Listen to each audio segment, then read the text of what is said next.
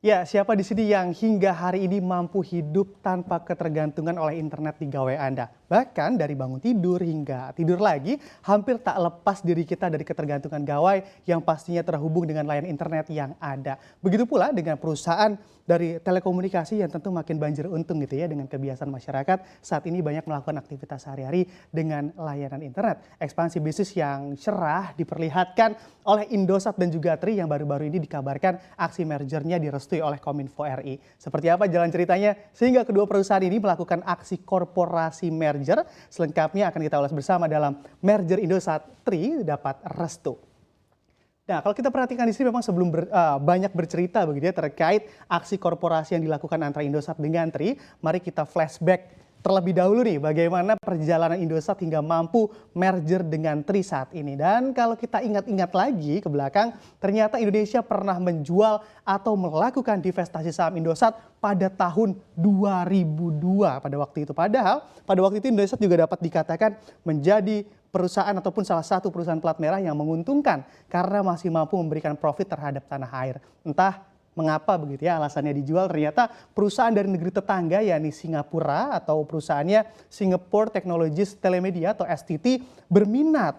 Nah, berminat untuk masuk ataupun membeli begitu dari saham Indosat pada waktu itu. Dan juga pada 15 Desember 2002, STT merogoh kocek sebesar 630 juta dari dolar Amerika Serikat di sini memang untuk membeli saham 41,94 saham dari Indosat. Tak perlu menunggu waktu yang terlalu lama begitu setelah 5 tahun STT ini memegang saham dari Indosat, ternyata STT mendapat keuntungan berkali-kali lipat atau cuan kotos-kotos begitu ya bahasanya atau cuan besar. Di sini memang dari hasil menjual keuntungan saham Indosat pada Qatar Telekom atau pada waktu itu yang disebut Kitel. Sakit tapi tak berdarah, banyak pula masyarakat Indonesia yang kecewa dengan keputusan pemerintah pada waktu itu karena menjual saham dari salah satu perusahaan plat merah tanah air yang dinilai menguntungkan negara. Setelah dipegang oleh Kitel pun Indosat berganti nama menjadi Indosat Ooredoo. Mungkin kita juga sudah pernah melihat begitu ya logonya ini memang dan kini juga dikabarkan baru juga sudah dimulai di mana beberapa bulan lalu begitu Indosat mengumumkan merger dengan perusahaan telco asal Hong Kong bernama Hutchison Holding Limited dengan sebanyak 21,8% saham Indosat dipegang oleh Hutchison ataupun yang kita biasa kenal adalah Tri. Setelah proses panjang akhirnya kini Kominfo RI pun memberikan restu pada Indosat dan juga Tri untuk melakukan aksi merger dengan memberikan beberapa syarat di dalamnya. Kira-kira nih syarat-syarat apa aja sih yang diberikan oleh Kominfo RI begitu ya terhadap aksi merger kedua perusahaan telco ini bisa kita lihat di slide selanjutnya. Nah, kalau kita lihat memang menilik persyaratan yang diberikan oleh Kominfo RI terhadap dua perusahaan ini, Indosat dan juga Tri, Kominfo memberikan 4 persyaratan yang harus dilakukan oleh keduanya. Di mana persyaratan yang pertama adalah terkait penambahan layanan site baru. Untuk hal ini Indosat Ooredoo dan juga Indosat Ooredoo Hutchison begitu ya nama barunya wajib melakukan penambahan site layanan baru hingga tahun 2025 dengan jumlah paling sedikit sesuai dengan yang disampaikan dalam proposalnya. Syarat yang kedua adalah terkait cakupan wilayah yang harus diperluas, di mana di sini memang Indosat Ooredoo Hutchison juga wajib untuk memperluas cakupan wilayahnya yang terlayani oleh layanan seluler hingga tahun 2025.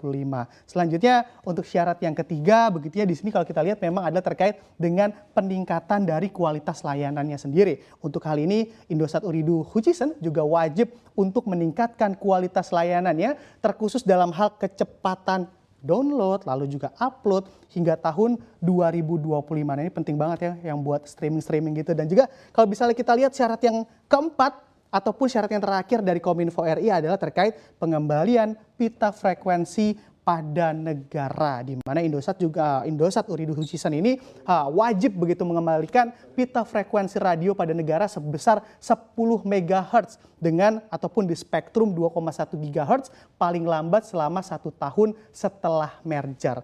Lalu dengan adanya merger begitu antara Indosat dan juga Tri ini, bagaimanakah kekuatan Indosat Ooredoo Hutchison ini dalam bersaing di bisnis telco tanah air? Nah, bisa kita lihat di slide selanjutnya.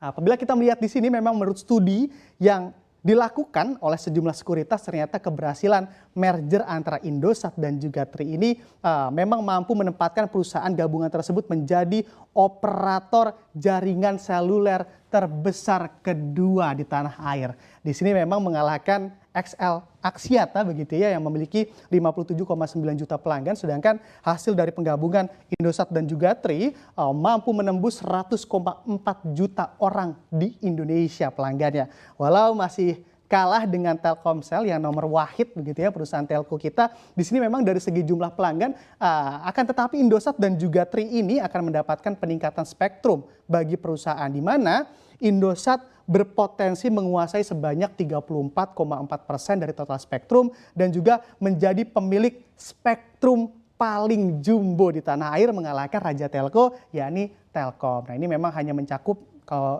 kita lihat Telkom sendiri hanya 32% saja, sedangkan Indosat dan Tri 34,4% dari pangsa pasar Indonesia. Jadi apakah merger saham ini juga akan banyak mempengaruhi begitu ya kinerja saham dari Indosat di bursa saham kita? Mari kita pantau saja pergerakan harga sahamnya bersama.